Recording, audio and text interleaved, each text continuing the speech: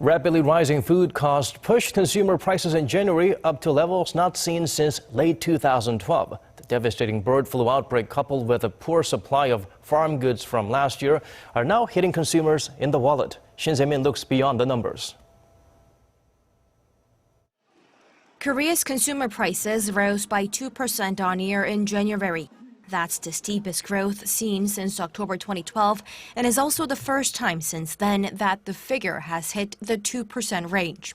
Since September, inflation has been floating in the 1% range. In the few months before that, prices were only edging up by between 0 to 1%.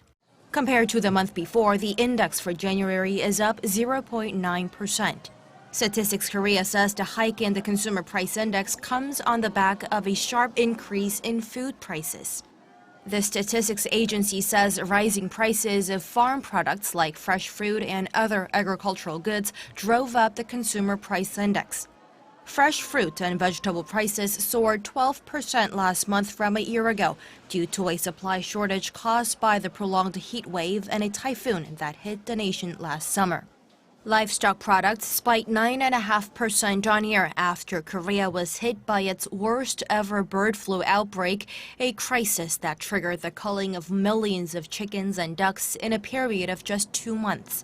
As a result, egg prices skyrocketed by nearly 62% on year last month. Beef prices jumped by slightly under 5%. The rise in food prices is being heavily felt by consumers, reflected in the Consumer Sentiment Index last month, which fell to its lowest level since early 2009 during the global financial crisis.